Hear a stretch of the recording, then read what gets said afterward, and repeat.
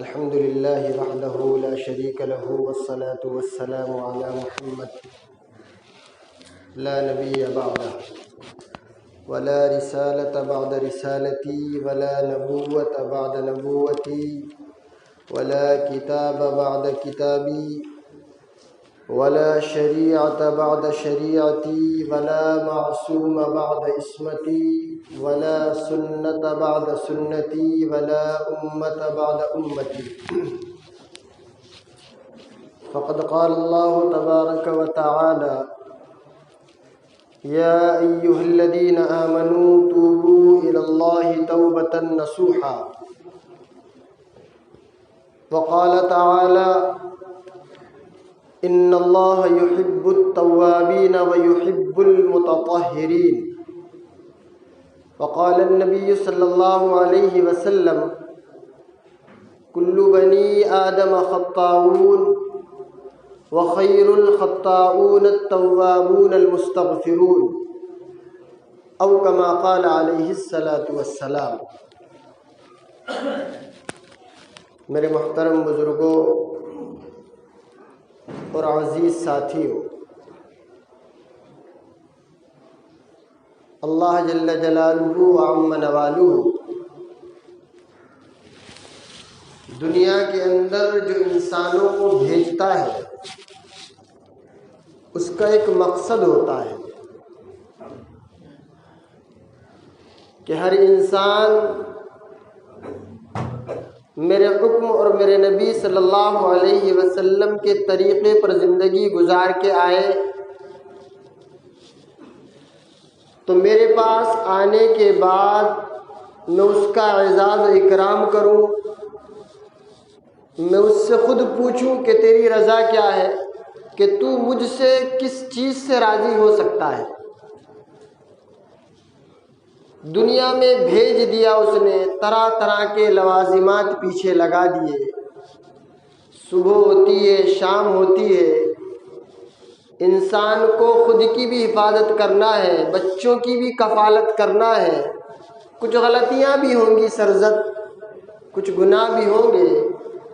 اسی کو اللہ جل جلالہ نے فرمایا کہ بہترین بندہ وہ ہے جو توبو الی اللہ، جو دنیا کے اندر معافی تلافی کر کے ہر چیز کو رفع دفع کر کے میرے پاس آئے۔ میں نے بہت پہلے کہ جمعے کے اندر عرض کیا تھا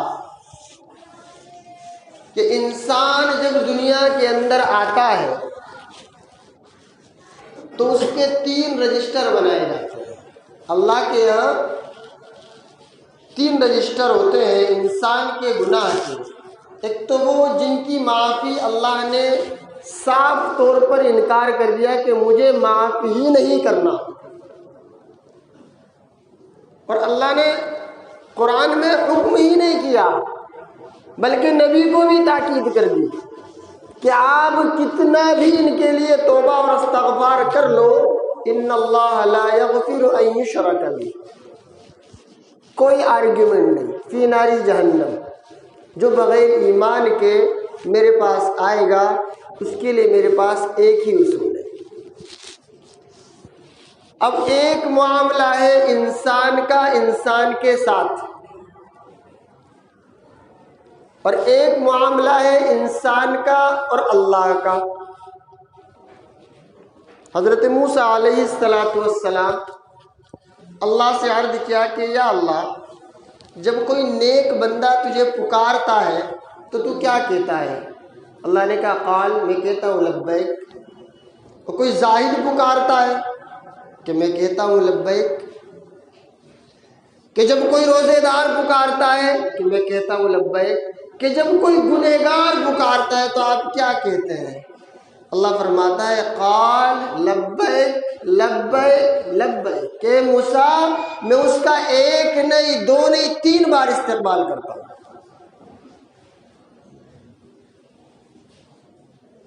کہ بندہ میری طرف رجوع کر لے، لعلہم یرجعون۔ کہ ایک بنی اسرائیل کے اندر شخص ہے، 20 سال عبادت گزاری میں اس نے زندگی گزار دی، 20 سال۔ شیطان نے بہکایا، باقی کے جو 20 سال تھے گناہ میں ملوث ہو گیا، زنا کاری، شراب، ہر چیز میں ملوث ہو گیا۔ اچانک خیال آیا کہ یہ بے راہ روی والی زندگی میں کس طرف چل پڑا، آخر کیا ہے؟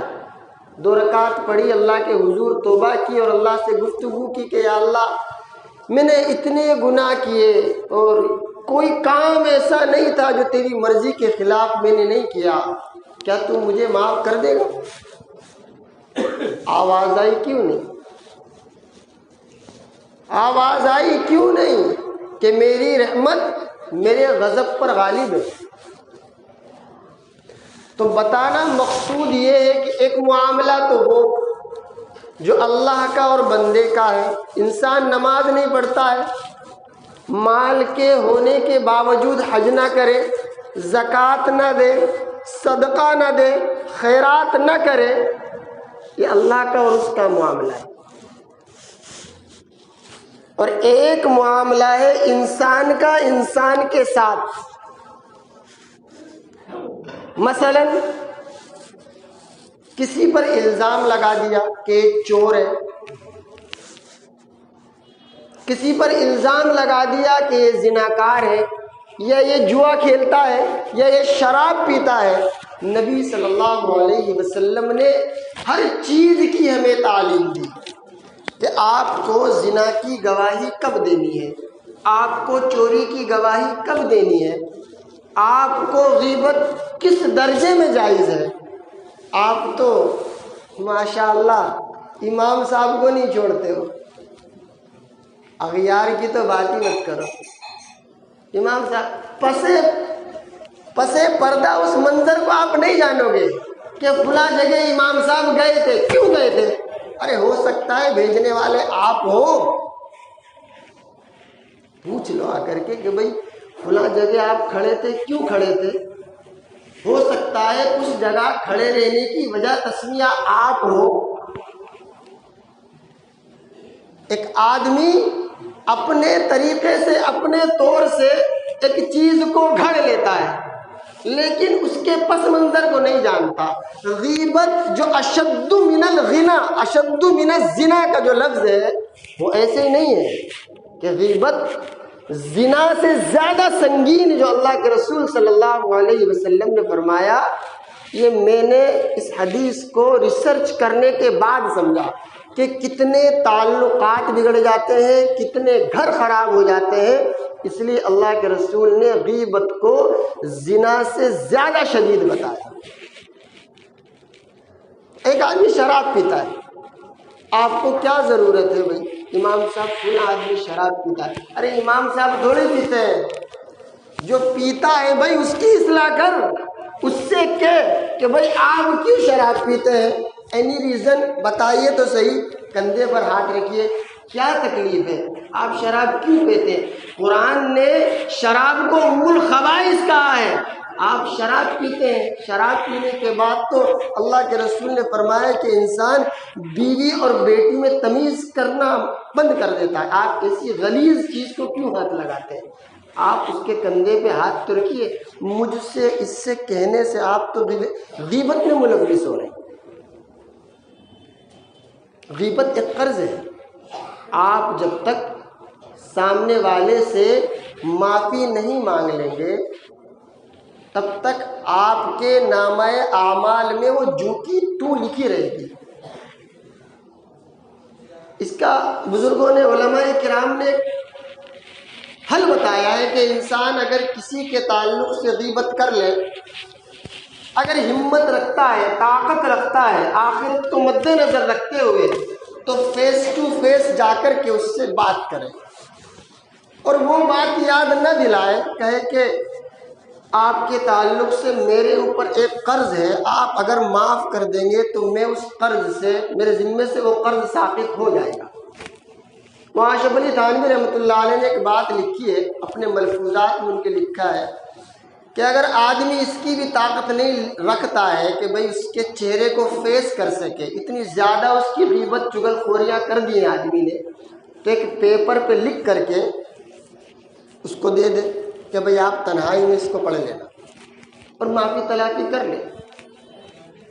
کہنے کا مقصود یہ ہے کہ توبوا الی اللہ، توبہ یہی کرنی پڑے گی، معافی تلافی بندے سے یہی کرنی پڑے گی۔ اللہ خود قرآن میں فرماتا ہے کہ ان اللہ یحب التوابین، کہ اللہ تبارک و تعالی جو اللہ کے سامنے توبہ اور استغفار کرتا ہے اس سے بڑی محبت فرماتے ہیں، بڑی محبت فرماتے ہیں۔ اور توبہ جب تک آدمی کسی گناہ کی نہیں کرے گا تو آج نہیں تو کل، بزرگوں یاد رکھنا، وہ چیز اس کے سائے کی طرح پیچھا کرتی رہے گی اور ایک نہ ایک دن لا کر کے اس کے سامنے اس گناہ کو کھڑا کر دیا جائے گا۔ اب یہ آدمی کی اپنی سوچ فکر ہے کہ آدمی اس چیز کو یاد کرے۔ علماء نے قصائی کا واقعہ لکھا ہے کہ ایک قصائی تھا، وہ رات میں بکروں کو کاٹتا تھا، الصباح، صبح صبح 40-50 بکرے کاٹنے کی اس کی ڈیوٹی تھی۔ اب وہ کاٹ کے ایک دن بکرا ہاتھے میں سے اپنے گھر کی طرف آ رہا تھا، ہاتھ میں چھری تھی اور خون میں لت پت۔ ایک آدمی جس کا پہلے سے ہاف مرڈر ہو چکا تھا، وہ اپنی جان چھڑا کے بھاگتا ہوا آ رہا تھا اور اس قصائی سے آ کر کے لپٹ گیا اور اس نے دم توڑ دیا۔ اس نے کیا کرا؟ اب جب شور و غل کی آواز ہوئی تو آس پڑوس والے اٹھ گئے، دروازے کھولے تو دیکھا ایک آدمی مرا ہوا اس قصائی کے ہاتھوں میں جھول رہا ہے اور اس کے ہاتھ میں چھری ہے۔ بولو مجرم کون؟ قصائی ہوا۔ دیکھنے کے اعتبار سے حالانکہ وہ مجرم نہیں ہے، مارا اس کو کسی اور نے ہے، وہ صرف آ کر کے اس کے ہاتھوں میں جھول گیا، مر گیا۔ لوگوں نے گواہی دی، قصاص کا فیصلہ ہوا، قاضی نے حکم سنا دیا کہ قصائی کو پھانسی دے دی جائے۔ پھانسی کا دن تھا۔ قصائی سے جب پوچھا گیا کہ آپ کی کوئی آخری خواہش ہے، اس نے کہا کہ ہاں، ایک مولانا صاحب کو بلائیے، میں اپنے گناہوں کا اعتراف کرنا چاہتا ہوں۔ صبح صبح ایک مولانا صاحب کو ان کی حاضر خدمت کیا گیا اور انہوں نے اپنی پوری رویداد ان مولانا کو سنائی، قصائی نے، کہ یہ جو مرڈر ہوا ہے، میں اس مرڈر کا مجرم نہیں ہوں، لیکن اس سے بھی سنگین مرڈر مجھ سے آج سے 25 سال پہلے ہوا ہے، جب میں 17-18 سال کا نوجوان تھا اور میں اس وقت قصائی نہیں تھا، ملاح تھا، کشتی چلایا کرتا تھا، ناؤ، سواریوں کو اس کنارے سے اس کنارے پر پہنچایا کرتا تھا۔ ایک بار کا واقعہ ہے، ایک نوجوان لڑکی اور اس کا باپ میری کشتی میں سوار ہوئے اور دوران سفر جب ندی میں ناؤ چلا رہا تھا، میں نے لڑکی کے ساتھ آنکھیں ملانی شروع کی۔ لڑکی نیک تھی، اس نے مجھ سے معافی تلافی کی کہ اگر آپ نیک نیت رکھتے ہیں تو مجھ سے سیدھے نکاح کیجئے، یہ آنکھیں چار کرنا اسلام میں ممنوع ہے۔ چونکہ میں ایک ملاح تھا، وہ لڑکی ایک رئیس خاندان کی تھی، اس کے باپ نے میرے کہنے کے باوجود کہ میں آپ کی بیٹی سے محبت کرنے لگا ہوں، پیار کرنے لگا ہوں، مجھ سے اس لڑکی کی شادی نہیں کری، انکار کر دیا میرے فیصلے کو، میرے حکم کو ٹھکرا دیا، میرا رشتہ معطل کر دیا۔ اور ایک زمانے تک وہ لڑکی مجھے نظر نہیں آئی اور میں وہی اپنا سواریوں کو اس کنارے سے اس کنارے پر لے جانے کا کام کرتا تھا۔ ایک زمانہ گزر جانے کے بعد وہی لڑکی ایک بچے کے ساتھ میری کشتی میں آ کر کے سوار ہوئی۔ پہلے دیکھا تو میں اس کو پہچان نہیں پایا کہ وہی لڑکی ہے۔ جب میں نے غور سے دیکھا یہ تو وہی ہے، میں نے اس کو یاد دلایا کہ آپ مجھے یاد ہیں کہ نہیں ہے، کہ ہاں میں یاد ہوں، آپ مجھے یاد ہیں، لیکن وہ بات تو آئی گئی ہو گئی، آپ نے مجھ پر غلط نظر ڈالی، میں نے آپ کو صحیح راستہ بتایا، آپ نے میرے گھر رشتہ بھیجا، میرے والدین نے آپ کے رشتے سے انکار کر دیا، بات ختم ہو گئی، آپ مجھے معاف کیجئے، میں اب کسی اور کی امانت ہوں، معافی چاہتی ہوں، میں آپ سے گفتگو نہیں کر سکتی۔ اس کے اندر جو شیطان تھا ملاح کے وہ جاگ گیا. اس نے کہا کہ میں تم سے بہت محبت کرتا ہوں اور میں چاہتا ہوں کہ تم میرے ساتھ ایک بار برا کام کرو. اللہ اکبر. وہ لڑکی کسی طرح تیار نہ ہوئی. اس ملاح نے لاکھ کوشش کی، زبردستی کی، لیکن وہ لڑکی نہ مانی. آخر کار اس کے گود میں جو 1-1.5 سال کا بچہ تھا، اس نے اس کی دونوں ٹانگیں سا پکڑ کے پانی میں، سمندر میں بار بار ڈبانے لگا کہ وہ لڑکی اصرار کرے، ہاں کہہ دے، برے کام کے لیے راضی ہو جائے. وہ لڑکی نے ایک ہی بات پکڑ لی کہ میں یہ کام نہیں کر سکتی، میں کسی اور کی امانت ہوں. بہرکیف بار بار پانی میں اندر باہر کرنے کی وجہ سے بچہ فوت ہو گیا. اس کمبخت نے اس بچے کو سمندر کے اندر پھینک دیا. اب اس نے لڑکی کے ساتھ دست درازی شروع کر دی، اس کو بے حجاب کر دیا، اس کے کپڑے پھاڑ دیے. بلا آخر جب کسی طرح سے وہ اس لڑکی پر قدرت نہ پا سکا، تھک ہار کے بیٹھ گیا، تو سوچنے لگا کہ اب کیا کیا جائے. یہ لڑکی تو تیار نہیں ہے غلط کام کرنے کے لیے کسی بھی طرح. اب اس کے دل میں ایک خیال آیا کہ اگر میں اس کو اس کنارے پر چھوڑ دوں گا تو یہ قاضی کے پاس جائے گی، اپنے بچے کے قتل کا مقدمہ میرے اوپر کرے گی. میں نے اس کے ساتھ جو دست درازی کی ہے وہ مقدمہ میرے اوپر کرے گی، مجھے پھانسی ہو جائے گی. لہذا اس نے ٹانگ مار کے اس لڑکی کو ایک جھٹکے سے ناؤ سے نیچے گرا دیا، اور وہ لڑکی بھی ناؤ میں ڈوب کر کے فوت ہو گئی. اس نے اس مولانا سے کہا کہ جو آج مجھے پھانسی کی سزا ملی ہے، یہ جرم میں نے نہیں کیا. 25 سال پہلے جو مجھ سے جو مرڈر ہوئے تھے، یہ وہ ان گناہوں کی سزا ہے. تو آپ یہ سمجھتے ہیں کہ گناہ کرنے کے بعد انسان کوئی نہیں دیکھتا. میرے محترم بزرگوں اور دوستو، اللہ تبارک و تعالی ہر چیز کو جانتا ہے، ہر جگہ حاضر ہے، ناظر ہے. یہ CCTV کیمرے کا تصور تو آج آیا ہے، آج کے دور میں. 1400 سال پہلے آپ صلی اللہ علیہ وسلم نے بتا دیا کہ کرامن کاتبین یعلمون ما تفعلون، تمہارے ساتھ ہیں دو، 24 گھنٹے لگے ہوئے ہیں. ایسا نہیں ہے کیا موبائل میں ٹک ٹک کر رہے ہو، لیفٹ رائٹ دیکھ کے وہ سب نوٹ کر رہے ہیں. ٹی وی پہ کیا دیکھ رہے ہو، کیا چل رہا ہے موبائل کی اسکرین میں، وہ سب جانتے ہیں. اچھے اعمال لکھنے والے بھی ہیں، برے اعمال لکھنے والے بھی ہیں. کل کو تم انکار نہیں کر سکتے.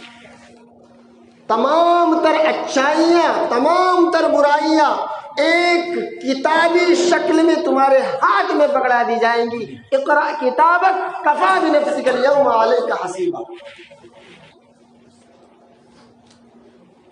آج ہم طرح طرح کی کوششیں کر رہے ہیں، لیکن جو بنیادی کوشش ہے اس سے محروم ہے. اللہ کے حضور ہم کبھی توبہ کا تصور کر ہی نہیں سکتے. آپ اغیار کی کتابوں کو اٹھا کر کے دیکھیے، رامائن پڑھیے، دوسری کسی چیز کا مطالعہ کیجیے. ہندوؤں کے اندر توبہ کا تصور نہیں ہے. ہندوؤں میں اگر گناہ ہو جائے تو ان کے رگوید کے اندر لکھا ہے کہ اس کو ایک نیا جنم دے گا اللہ، بھگوان ان کو ایک دوسرا جنم دے گا، اور اگر اس نے اس جنم کے اندر برائیاں کی ہیں تو ایک برے شکل کے جانور میں اس کو پیدا کرے گا، بندر بنائے گا، کتا بنائے گا. یہ ان کے اندر تصور ہے. عیسائیوں میں بھی توبہ کا تصور نہیں ہے. عیسائیوں کا ماننا تو ایسا ہے کہ ہم نے جتنے بھی گناہ کیے یا ہمارے قیامت تک جتنے بھی گناہ ہوں گے، ہم سب کی طرف سے ہمارے نبی عیسیٰ علیہ الصلوۃ والتسلیم سولی چڑھ گئے، بس ہو گیا کام. اب تو خالی پادری کے پاس جا کر کے اپنے گناہوں کو ڈیفینس کرنا ہے، بتانا ہے یہ ہو گیا، یہ ہو گیا. وہ ایک جھاڑو رکھی رہتی ہے، وہ سر پہ مار دیتا ہے کہ ہو گیا، جاؤ آپ پاک صاف ہو گئے. گناہوں کا تصور اگر کہیں ہے اس سے معافی اور تلافی کا، تو وہ اسلام کے اندر ہے.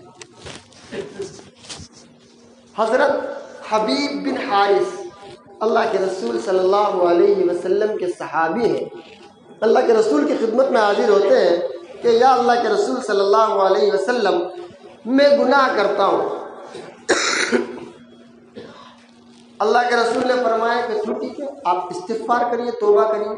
کہ میں پھر گناہ کرتا ہوں، کہ آپ پھر توبہ کیجئے، پھر استغفار کیجئے۔ کہ میں پھر گناہ کرتا ہوں، کہ آپ پھر توبہ کیجئے، پھر استغفار کیجئے۔ اور اللہ کے رسول صلی اللہ علیہ وسلم نے حضرت حبیب بن حارث رضی اللہ تعالیٰ عنہ سے فرمایا کہ یہ تمام گناہ جب تجھ سے ہو جائے، چاہے کیسا بھی ہو، یہ تو 3 بار دعا پڑھ لے، اللہم مغفرتک اوسع من ذنوبی ورحمتک ارجع عندی من عملی، اللہ تیرے تمام تر گناہوں کو پاک صاف کر دے گا۔ کتنے بھی گناہ ہو، کیسا بھی گناہ ہو، ہلاک کر دینے والا کیوں نہ ہو، اللہ کا اور اگر تیرا معاملہ ہے تو 2 رکعت صلاۃ التوبہ پڑھ، اللہ کے حضور توبہ اور استغفار کر، اللہ تیرے تمام مسائل کا حل کر دے گا۔ اور آج ہمارے حالات کیا ہے؟ ہم گناہوں پہ گناہ، گناہوں پہ گناہ، گناہوں پہ گناہ، گناہوں پہ گناہ کرتے چلے جا رہے ہیں، اور دل اتنا کالا ہو گیا ہے کہ اب ہمارے دلوں کے اندر سے گناہوں کا تصور بھی نکل گیا ہے کہ اب یہ چیز گناہ ہے، اب ہمیں سمجھ میں بھی نہیں آتا ہے، کیونکہ گناہ کر کر کے اتنا ہمارا دل کالا ہو چکا ہے کہ اب جو گناہ کرتا ہوا دیکھتے ہیں ہم خود کرتے ہیں، ہمارے دلوں کے اندر سے گناہوں کا تصور بھی نکل گیا ہے، ہم سمجھتے ہی نہیں۔ اللہ کے رسول صلی اللہ علیہ وسلم نے فرمایا کہ اللہ اپنے بندے سے کتنی محبت کرتا ہے کہ ایک شخص بیابان جنگل میں جا رہا ہے، اونٹ ہے اس کے پاس اور تمام کھانے پینے کا سامان ہے، اور تپتی ریتیلی ایک دم خطرناک گرمی ہے، پانی ہے، اونٹ ہے، ہر چیز ہے، اور ایک اس کو مسافت طے کرنی ہے۔ چلتے چلتے وہ تھک جاتا ہے اور وہ اپنے اونٹ کو باندھ دیتا ہے اور خود ایک پیڑ کی چھاؤں میں آرام کرتا ہے۔ آرام سے جب وہ شخص آنکھ کھلتی ہے تو اپنے اونٹ کو نہیں پاتا ہے، جس پہ کھانے کا سامان ہے، پینے کا پانی ہے، جتنی اس کی سفر کی ضروریات تھی وہ اس کے اونٹ کو سب چلا جاتا ہے۔ یہ گنہگار کا حال ہے کہ وہ اب اس لیول پہ ہے کہ اب کیا کرے، ہائے ہائے لا ادری، اب تو مرنا ہے، اتنا لمبا سفر بغیر پانی کے، بغیر ساز و سامان کے میں کیسے طے کروں گا۔ اچانک اتنی پریشانی کے عالم میں وہ اونٹ اس کو نظر آ جائے پورے ساز و سامان کے ساتھ، تو وہ اللہ کے حضور مارے خوشی کے کیا کہتا ہے، اے بار الہ تو میرا رب نہیں، ایسا نہیں بتا، میں تیرا رب تو میرا بندہ۔ اتنی خوشی ہوتی ہے۔ تو کوئی اللہ کا بندہ اگر اللہ کی طرف رجوع کرتا ہے، پہلی بات تو اگر کوئی بندہ اللہ کی طرف سے پیٹھ پھیر کے، اللہ کے حکم کو توڑ کے، رسول اللہ صلی اللہ علیہ وسلم کے طریقے کو چھوڑ کے اگر زندگی گزارتا ہے تو اللہ پکارتا ہے فَإِنَّ تَذْهَبُونَ، کہاں جا رہے ہو، تمہاری کون سی یہ بے روی ہے، آخر کس چیز نے تم کو گناہوں پر آمادہ کیا کہ آخرت کی سختی کا علم نہیں ہے۔ فَإِنَّ تَذْهَبُونَ، کہاں چلے جا رہے ہو، کہاں بے روی والی زندگی گزار رہے ہو۔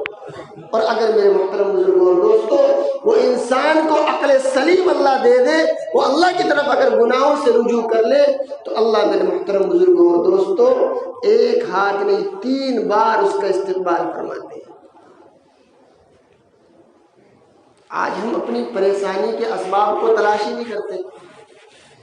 ہم میں سے کتنے لوگ ایسے ہیں جن سے اگر گناہ ہو جائے وہ 2 رکعت صلاۃ التوبہ پڑھ کے اللہ کے حضور اپنے گناہوں کی معافی تلافی کرتے ہیں، دھڑلے سے غیبت کر دیتے ہیں، ارے فلاں تو ایسا ہے، فلاں تو ایسا ہے۔ ایک شخص کے پاس آپ 10 منٹ بیٹھ جاؤ، آپ کی اگر 1 مہینے کی نیکیاں نہ ضائع کر دے تو گارنٹی ہے کہ فلاں ایسا، فلاں ویسا، یہ ایسا، وہ ایسا۔ بھائی آپ کیسے ہو، آپ اپنے بارے میں بتائیے۔ اپنے بارے میں کوئی نہیں بتائے گا۔ میں اتنی چوری کرتا ہوں، اتنا جھوٹ بول کے، ہے کسی کے اندر اتنا دم، طاقت ہے کہ میں ایسا کرتا ہوں، میں اتنا چوری کرتا ہوں، میں اس کے بارے میں یہ تحقیقات کرتا ہوں، میں یہ پوچھتا ہوں، میں یہ اس کی وہ کرتا ہوں، ولا تجسسوا ولا یغتب بعضکم بعضا، میں اس کے پیچھے لگا ہوا ہوں، وہ کہاں جا رہا ہے، وہ کیا کھا رہا ہے۔ اپنے بارے میں بتائیے، فجر میری بستر پہ ہو رہی ہے، زہر کا ٹھکانہ نہیں ہے، رہتا ہوں ناگپاڑا سے، بتاتا ہوں مچگاؤں میں، اپنا احوال بتائیے، دوسرے کی قبر میں کیوں جا کر ہے آپ کو اپنی قبر کا حساب دینا ہے، دوسرے کی قبر میں آپ ٹانگ ڈالنے کی کوشش نہ کیجیے۔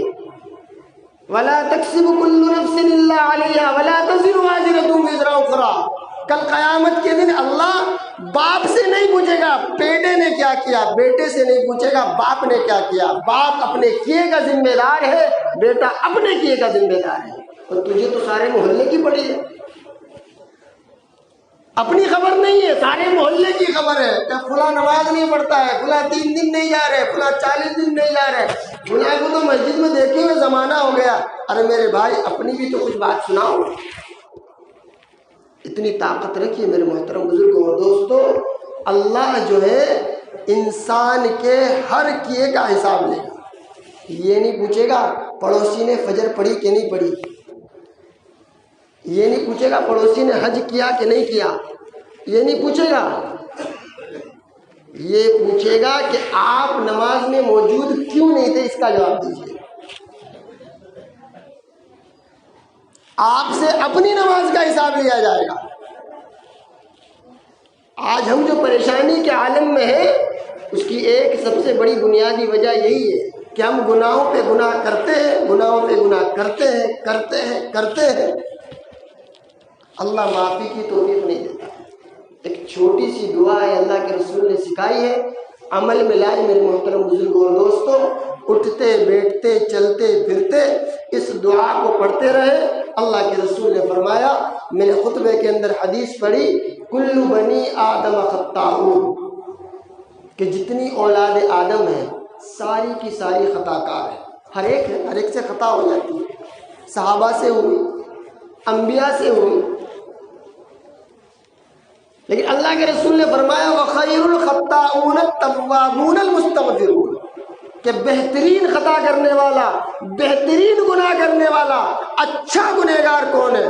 توابون المستغفرون، جو اللہ کے حضور اس گناہ کی توبہ اور استغفار کرتے ہیں، یہ بہترین گنہگار ہے۔ موبائل کا ہم سے مس یوز ہو گیا، کوئی بات نہیں، انسان تھے، نفسانی خواہشات نے زور مارا، غلط وے میں چلے گئے، اللہ کے سامنے توبہ کر لیں، بات ختم ہو گئی۔ ان کو تکلیف نہ دے لکھنے کی، اللہ ان کو نیکی جب یہ بندہ کرتا ہے تو رائٹ والے فرشتے کو حکم ہے کہ فوراً لکھ لو، اور لیفٹ والوں کو حکم ہے اگر برائی کر لے تو انتظار کر شام تک، اب کر لے گا، اب کر لے گا، اب کر لے گا، اب کر لے گا معافی، اب کر لے گا۔ میرے محترم بزرگوں اور دوستو، ایسے کریم رب کے ہم بندے، آج اگر ہم صحیح نہج پر زندگی گزارتے، جو اللہ کو مطلوب ہے، جو رسول اللہ صلی اللہ علیہ وسلم نے اپنے صحابہ کو گزارنے کا طریقہ بتایا، تو آج ہم اپنے ملک میں پریشان نہیں کیے جاتے۔ ہمارے ساتھ بھی وہی معاملہ ہوتا جو سیدنا عمر بن خطاب کے ساتھ ہوا، کہ اغیار نے بلا کر کے آپ کو بیت المقدس کی چابی پکڑائی ہے، آج ہمیں ہمارے ملک سے بے دخل کرنے کی تیاری ہے۔ وجہ کیا ہے؟ بے راہ روی والی زندگی، کوئی مطلب نہیں، کسی کے بارے میں کچھ بھی بک دو چلے گا، یہ نہیں دیکھنا ہے کہ فلاں کون ہے کیا ہے، کچھ نہیں دیکھنا ہے، یہ بات صحیح ہے کہ غلط ہے اس کی تحقیق بھی نہیں کرنی ہے، بس کہہ دو کہ فلاں یہ اس جگہ کھڑا تھا، فلاں یہ بات کہہ رہا تھا، فلاں ایسا ہے۔ آپ نے چوری کا الزام تو لگا دیا، آخرت میں آپ چور ثابت کر سکتے اگر کر سکتے ہیں تو ٹھیک ہے، اور اگر نہیں کر سکتے تو اس کا گناہ آپ کے ذمہ ہے۔ آپ نے اگر اس کو چور کہا ہے، وہ یقیناً چور ہے، تب بھی آپ اس کو چور نہیں کہہ سکتے۔ آپ کا فرض بنتا ہے کنتم خیر امۃ اخرجت للناس، آپ اس کی اصلاح کیجئے، اس کے دل کے اندر جھانکیے، کیا وجہ ہے بھائی آپ شراب پیتے ہو، کیا وجہ ہے آپ غیبت کرتے ہو، کیا وجہ ہے آپ زنا کرتے ہو، نہیں طاقت ہے آپ کے اندر شادی کرنے کی اسلامی روح سے، تو آپ روزے رکھیے، لیکن کسی کو بدنام مت کیجیے۔ میں نے فرمایا شروع میں کہ انسان کا معاملہ اللہ کے ساتھ جو ہے وہ تو انسان رو دو کے معافی طلبی کرا سکتا ہے، لیکن جو بندوں کے ساتھ بندوں کا معاملہ ہے میرے محترم بزرگوں اور دوستوں، یہ حقوق العباد کا مسئلہ ہے، بڑا نازک مسئلہ ہے، بغیر معافی طلبی کے یہ بھی ختم نہیں ہوگا۔ اب آپ اپنی 25-30 سال کی جو زندگی ہے شروع سے چیک کرتے آئیں، ہم نے کس کس کی کیا کیا برائیاں کی ہیں، اور سب کے سب سے آپ معافی مانگیں۔ اللہ کے رسول صلی اللہ علیہ وسلم سے صحابہ نے پوچھا، آخری بات عرض کر کے ختم کرتا ہوں، کہ اگر ایسے شخص کی میں نے غیبت چغلی کی، وہ مر گیا تو اب کیا کیا جائے؟ کہ میں نے فلاں شخص کی غیبت چغلی کر لی، اب تو وہ زندہ ہی نہیں، وہ تو مر گیا۔